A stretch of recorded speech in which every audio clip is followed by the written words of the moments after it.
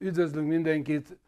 Folytatnánk az R3V A2 időjárás függő szabályzónak a bemutatóját, de mielőtt hozzálátnánk, azt szeretném mondani, hogy minden előadásunkat a YouTube-on megtalálhatják, ha beírják a keresőbe a Novreski Kft-t.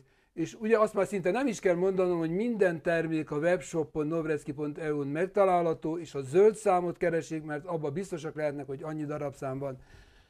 Akkor kezdjük el az előadást.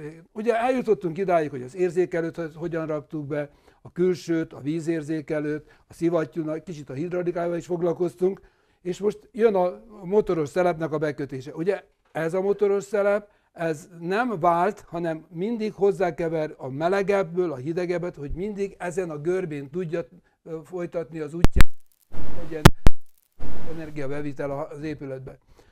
Na most, amikor ezt bekötöttük, ezt az Uni 3P-t, akkor szeretnék valamit megmondani. Ezt az Uni 3P-t, ezt fölrakhatjuk egy VRG esbeszelepre is, fölrakhatjuk egy Danfoss szelepre is, meg az eredetire is. Ennek azért óriási a jelentősége, mert ha valakinek elromlik egy Danfoss, vagy egy esbe meghajtó motorja, akkor csak bemegy a webshopunkba, beírja az Uni 3P-t így, ahogy itt van, és már látják, hogy micsoda fantasztikus ára van, és azonnal lehet megvásárolni.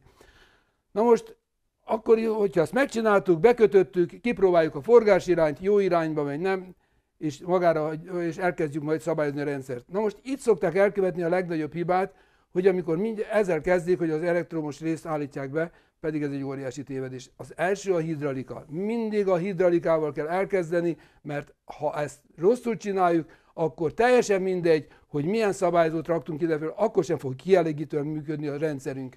Mutatok valamit.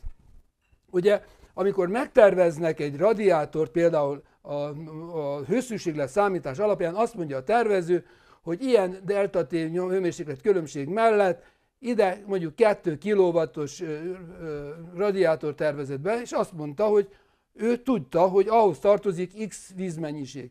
De azt csak ő tudta, és hogyha nem adott hozzá hidraulikai beszabályzási tervet, akkor senki nem tudta megmondani, és ha már régiek a rendszerek, akkor meg már főleg. Erre különböző módszerek vannak. A legegyszerűbb módszer az, amikor megfogják két kezükkel a radiátor előremenő és visszatérő csövét, de ez legjobb, hogyha ilyenkor ilyen 0 Celsius fok körül végzik el, mert akkor már lehet érezni a különbséget az előremenő és a visszatérő között. Akkor be vannak építve, ezekben látszik is, ilyen visszatérő szelepek, amivel imbuszkúj csavar segítségével tudják állítani, hogy mennyi mennyiség menjen rá. Ez egy jó minőségű, de ez is annak számít, tehát visszatérőnek szelepnek, csak ez egy gagyi. Ezt mindent lehet vele csinálni, csak beszabályozni nem. De ugye a legnagyobb gondunk ott van, hogy az a mennyiség, amit itt látunk, azt nem tudom kézben tartani, ezért ugye rajtajtjuk a kezünket, és elkezdjük szabályozni, hogy a megfelelő mennyiség legyen rajta. Ugyanis nem mindegy, hogy 10 litert vagy 15 litert vizet engedünk be a radiátorunkba, mert az csak gondot jelent.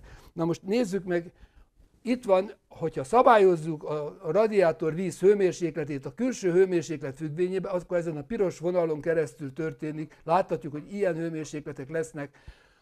Itt a plusz 20 foknál itt van az úgynevezett forgópont, amikor nincs hőátadás. De ahogy nekem csökken a hőmérséklet, ugye a mínusz 15 fok felé, ez a görbe egyre inkább eltávolodik ettől a görbétől, magyarán egyre több hőt kell bevinnem ahhoz, hogy az értéken tudjam tartani. Ugye az a gond, hogyha mi ezt nem követjük és nem tudjuk beállítani, akkor a rendszerünk nem fog jól működni. Egy nagyon fontos dolgot el szeretnék mondani, hogy ma már olyan, úgy nevezik, hogy IPVC szelepek, ez azt jelenti az angolból az Independent Pressure Valve Controls, vagy a magyarán a nyomásfüggetlen szelepeknek, beszabályzó szelepeknél. Ezt láthatjuk itt, hogy a tervező, ha megtervezte, és azt mondta, hogy ilyen mennyiségre van szükségem, ennél a radiátornál, akkor ezen én tudok állítani, és azt mondja, hogy a 4-esre állítsa, akkor lesz az a mennyiség, amit én megterveztem. Ezek egy kiváló szelepek, de nem csak erre használtam, hanem hidraulikának egyéb pontjaira is, de arra majd később vissza fogunk térni.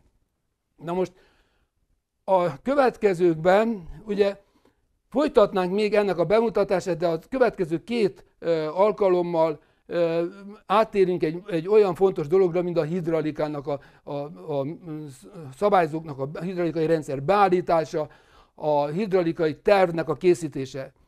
Sajnos ebbe visszaléptünk az elmúlt 40 évbe, és most 2 alkalommal vissza fogunk menni 40 évet az időbe.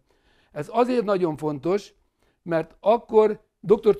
Stojanovics Józseffel közösen kifejlesztettünk egy olyan szabályzó rendszert, amit aztán később szabadalmaztattunk is, de erről majd a következő alkalommal fogunk beszélni, tehát 2 alkalom azzal fog elmenni, hogy miért léptünk vissza a hidraulikai szabályzásba és a tervezésbe. Köszönöm a figyelmüket, legközelebb jövő héten.